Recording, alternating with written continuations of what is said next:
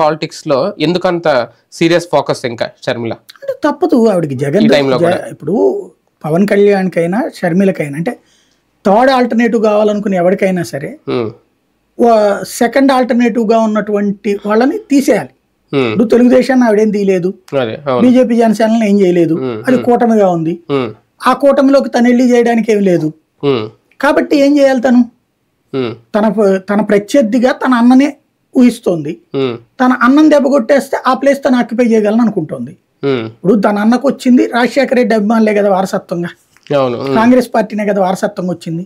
తను కాంగ్రెస్ అధ్యక్షురాలి హోదాలో ఆ కాంగ్రెస్ ఓట్లని తన వైపు తెప్పించుకోగలను అనుకుంది. అన్నని ఓడగొట్టగలను అనుకుంది. అన్నని ఓడగొట్టింది చంద్రబాబు. అందులో నిన్ను ఒక పావుగా వాడతారన్నట్టు విషయం తెలియదు ఆమెకి. తెలుసు. ఆవిడేం ఎక్స్పెక్ట్ చేసిందంటే కనీసం ఒక 7-8% ఓట్లు వచ్చేస్తాయి నా వల్ల కాంగ్రెస్ పార్టీకి. తద్వారా అంతకుముందు 1.5%తో పోల్చుకుంటే ఇంత తెచ్చినటువంటి ఘనతతో భవిష్యత్తులో కాంగ్రెస్ పార్టీ మంచి ఛాయిస్ ఇస్తుందని ఎక్స్పెక్ట్ చేసి, కానీ ఆవిడకి అనూహ్యమైన దెబ్బ ఏంటంటే దారుణంగా దెబ్బతింటాం, డిపాజిట్లు కూడా ఎక్కడ రాకపోవడం. ఇలాంటి సిచ్యువేషన్ లో ఆవిడకి ఒక మైనస్ అయింది. అది కవర్ చేసుకోవాలంటే ఏం చేయాలి? ఇప్పుడు ముందు అన్నని ఏది మెయిన్ స్ట్రీమ్ లోంచి అన్నం తీసేస్తే, ఇప్పుడు ప్రస్తుతం అన్న ఉన్నాడు కాబట్టి ఇంకా రాజకీయాల్లో నడుస్తుంది.